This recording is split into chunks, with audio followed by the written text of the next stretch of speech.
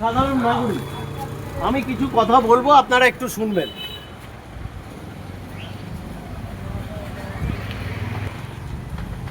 হুগলি জেলার শ্রীরামপুর শহরের 1 নম্বর ওয়ার্ড, এই ওয়ার্ড থেকে আজকে আমরা আমাদের বাঙালির জাতির জনক নেতাজি এবং আমাদের রাষ্ট্রগুরু, আমাদের জাতির গুরু স্বামী বিবেকানন্দকে স্মরণ করে আজকে এই শ্রীরামপুর 1 নম্বর ওয়ার্ড থেকে আমি গোটা পশ্চিমবঙ্গে বার্তা জানাচ্ছি যে আমরা যে ভোট দিয়েছি সেই ভোট আমাদের 50 বছরের নির্যাতনের ফলস্বরূপ আমরা ভোট দিয়েছি।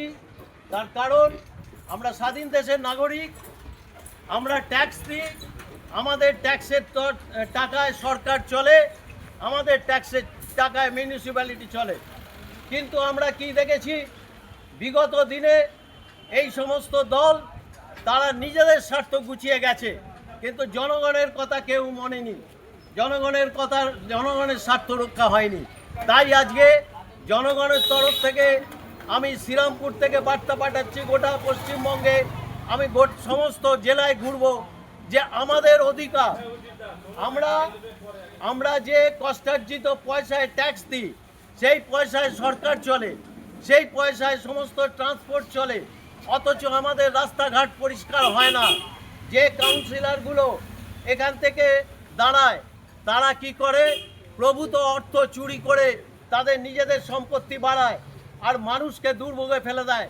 এখানে জল জমে, এই দেখুন এখানে দীর্ঘদিন ধরে জঞ্জাল জমে রয়েছে, দেখুন এইখানে দীর্ঘদিন ধরে জঞ্জাল জমে রয়েছে।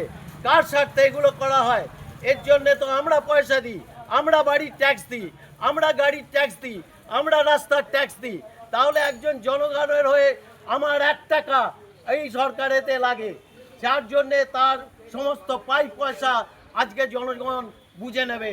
আপনারা প্রত্যেকে ইন্ডিভিজুয়ালি বলছি, প্রত্যেকে ব্যক্তিগতভাবে নেমে আসুন, প্রতিবাদ করুন, কোনো ভয় নেই।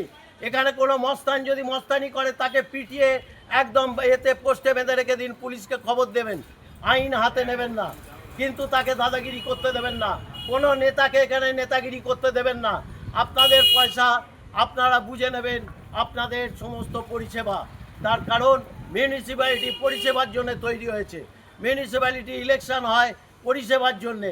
কি পরিষেবা হয়েছে 1 নম্বর ওয়ার্ডে?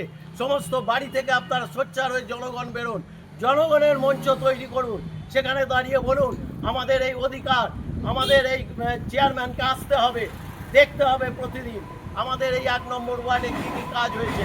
কমিশনারকে ডাকুন, ডেকে এই জঞ্জাল এখনই দরকার হলে পরিষ্কার করুন।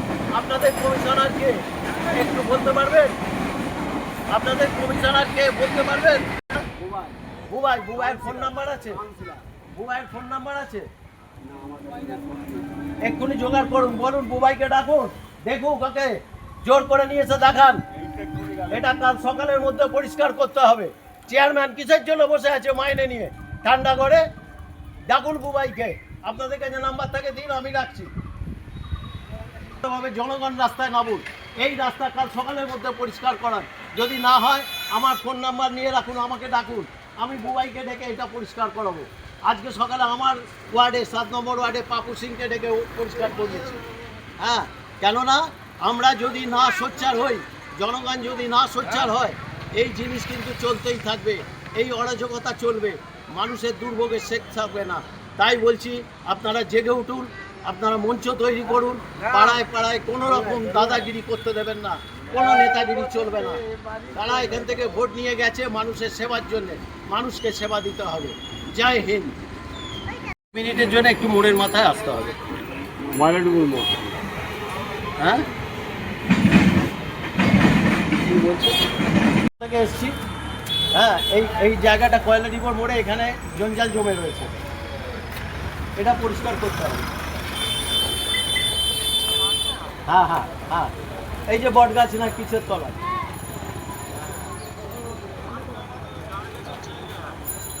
হ্যাঁ হ্যাঁ,